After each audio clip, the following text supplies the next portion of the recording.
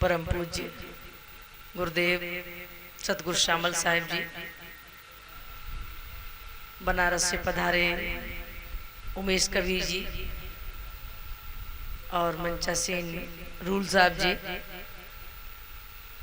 राजस्थान से पधारे हुए, और भी अन्य संतजन भक्त साधक।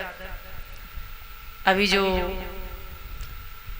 उमेश साहब ने बताया कि आज सुबह से ही गुरु पूर्णमासी का सत्संग और भंडारा आश्रम पर था,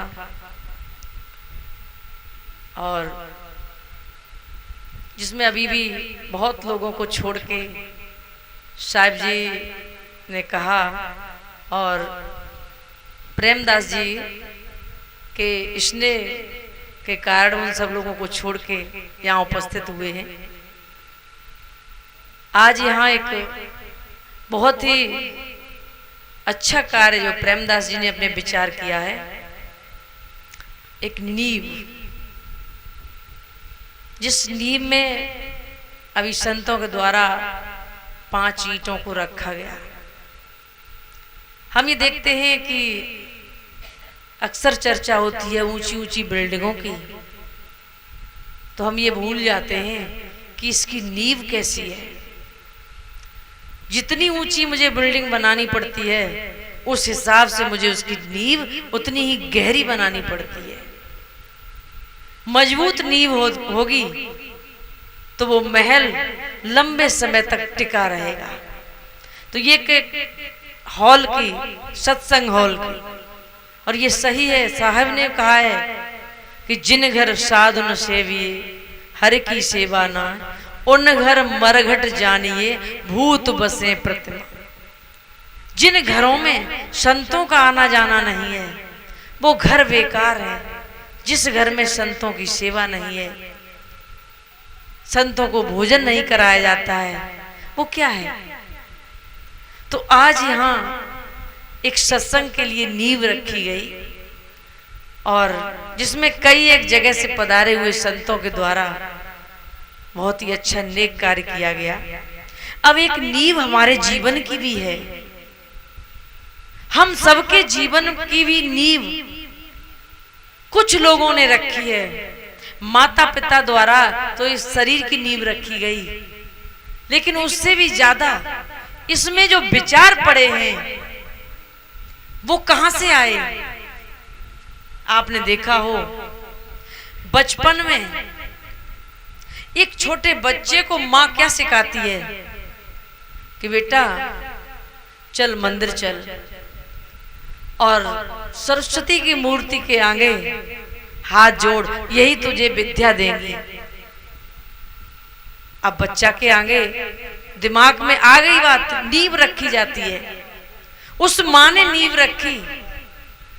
जब कहीं ताकत की बात आई तो उसने कहा अरे चल हनुमान जी की पूजा कर, तुझे ताकत मिलेगी। शंकर जी की पूजा कर, तुझे और कुछ मिलेगा। अब नींव उस माँ ने कैसी रखी। अब वो बच्चा क्या करता है, जो आज समस्याएं पैदा होती हैं, जो हमारे सामने आती हैं, अब वही माँ बाप आते हैं आश्रमों में और कहते हैं कि महाराज जी हमारा बच्चा तो हमारी सुनता ही नहीं है। पूजा तो करता है, मंदिर तो जाता है, लेकिन मुझे पानी नहीं देता है, ना मेरी सुनता है। दोस्तों के साथ जाता है, गाड़ी 100 की स्पीड में चलाता है, हम कुछ कह दें तो आंखें गर्म करता है मेरे ऊपर और नाराज हो जाता है। मानता ही नहीं कि ये बाप है, ये माँ है। तो हम उनसे कहते हैं कि आपने नींव कैसी रखी है। वो जानता है विद्या मुझे सरस्वती जी ने दी, शक्ति मुझे हनुमान जी ने दी है, और सारा कुछ हमारे अन्य अन्य देवताओं ने किया, आपने किया ही क्या है। ये शब्द अक्सर सुनने को मिलता है। बच्चे कहते हैं अपने माँ बाप से कि आपने किया ही क्या मेरे लिए, क्योंकि हमने ऐसी नींव रखी है। वही माँ बाप यदि बताएं उन बच्चों को कि तुम आत्म बलवान बनो, कर वैया बल अपनी छोड़ वीरानी आस, जाके हृदय नदिया बहे, जाके आंगन नदिया बहे, सो कस मरे प्यास। तुम्हें किसी के आगे हाथ फैलाने की या भीख मांगने की जरूरत नहीं है। तुम आत्म बलवान बनो, तुम वो साहस इकट्ठा करो। यदि माता पिता ऐसी नींव उस बच्चे की रखते हैं तो वो अपनी मेहनत के बल इस संसार में हर क्षेत्र में निपुण हो सकता है।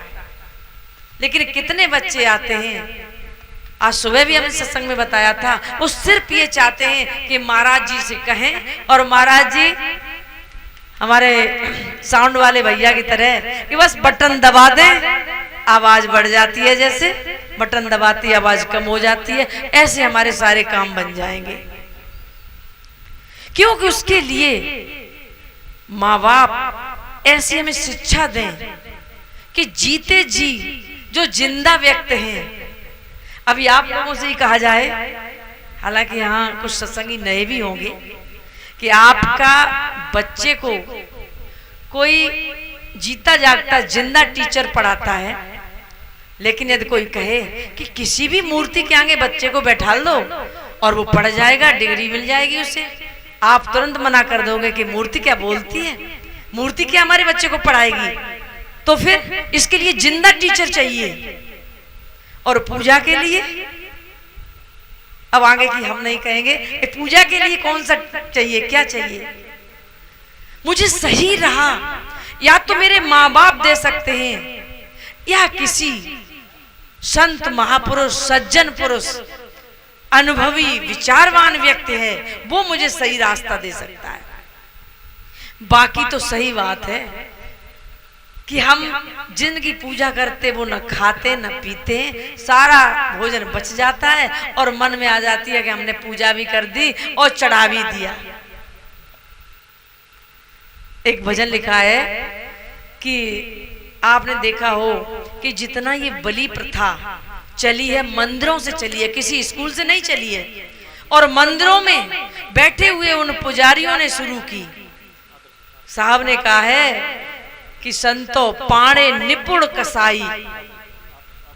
साहब कहते हैं कि कितने निपुण हैं, कसाई होते हुए भी पूजा का बहाना करके तुमसे ही वो बकरा या मुर्गा कटवाते हैं कि ले बकरा देवी ढिंग जाए और लेके छुरी काट रहे भाई, सारा मांसो आप खा जाई। अब हाथ जोड़ गिंगे आते हैं बलि ले कालिका। क्या वो पत्थर की मूर्ति एक बूंद भी खून पिएगी? लेकिन उन पुजारियों ने कहा कि आप बलि चढ़ाइए। अब बलि कहां से, किस लिए चढ़ाना? उनके घर से उनकी पत्नी ने कह दिया कि आज फलाने की मीट खाने का मन है, बस किसी भी शिष्य को बेवकूफ बना दो, वो लेके आएगा और काट के नाम हो जाएगा, देवी को चढ़ाया और अपने घर पे बनेगा। इसी को साहब ने कितना अच्छा कहा है कि संतो पाणे निपुण कसाई। कसाई होती भी कितनी निपुणता से तुम्हें बेवकूफ बनाते हैं और उस जाल से कोशिश करते हैं। गुरुदेव को यह संकल्प गुरुदेव के सामने लिया है कि जब तक अपनी अंतिम सांस रहेगी तब तक उन आडंबरों की नींव को हिलाते रहेंगे और इस तरह सत्संग की नींव की 4 ईंटें रखते रहेंगे, जहां पर सत्संग होता रहे, सद्विचार मिलते रहें और ऐसे ऐसे महान संत ऐसी पृथ्वी पर, ऐसी भूमि पर, ऐसी जगह पर आते रहें। और उस आडंबरों की नींव को चाहे भले ही थोड़ी देर के लिए आपको बुरा लगे, लेकिन आजीवन साहब का मुख्य ये कार्य था कि आप आडंबरों से बच गए, फिर कोई पूजा पाठ करने की जरूरत नहीं है। आप पूजा पाठ भय के कारण करते हो, क्योंकि उधर पाप करते हो और सोचते हो हमने घंटी हिला दी तो सारे पाप नष्ट हो जाएंगे। लेकिन साहब कहते हैं कि राम के नहीं बचे, कृष्ण के नहीं बचे, किसी के नहीं बचे, तुम्हारे पाप कैसे घंटी हिलाने से बच जाएंगे? सिर्फ अपने कर्मों को सुधारिए और कि तेरे पूजन को भगवान बना मन मंदिर आलीशान। ये सुंदर शरीर कितना सुंदर मंदिर बना है और जिसको पूजना कैसे है, अच्छे पदार्थ खाकर, तो इसमें तो शराब, मीठ, गांजा, भांग, सिगरेट, पता नहीं क्या क्या डालते हैं, इस मंदिर को तो बर्बाद कर रहे हैं। और उस मंदिर में जाकर ओम जय जगदीश हरे कर रहे हैं कि हमारे घर संपत्ति आ जाए और कष्ट दूर हो जाए। कैसे होगा? सिर्फ अपने कर्मों को सुधारिए और शुद्ध कर्म करने के लिए संतों की वाणी होती है। और आज का हर व्यक्ति को तर्कशील होना चाहिए। आंख बंद करके किसी की भी बात मत मानो, उस पे विचार करो, मनन करो। संत आपको विवेक की आंख देते हैं, आपकी विवेक की आंख खोल देते हैं, ताकि आप हर पल हर कदम पर सावधान होकर वाकई का जीवन जी सको, बिता सको। लेकिन इसके लिए अभी साहब ने संकेत किया था कि गुरु जरूरी है, कि दिल का हुजड़ा साफ कर सतगुरु के आने के लिए, दिल का हुजड़ा साफ कर सतगुरु के आने के लिए, ध्यान गैरों का हटा उनको बिठाने के लिए, ध्यान गैरों को हटा, ध्यान गैरों का हटा ले। सदगुरु को हृदय में विराजमान करो और 24 घंटे उनके संकेत पे चलो। यही नहीं कि उनकी मूर्ति पर बस कुछ चढ़ा दिया कि बस गुरु पूजा हो गई। ध्यान मूलम गुरु मूर्ति, पूजा मूलम गुरु पदम और मंत्र मूलम गुरु वाक्यम। दुनिया में और कोई मंत्र बना है तो गुरुदेव के मुंह से निकला हुआ प्रत्येक शब्द ही आपके लिए मंत्र का काम करेगा।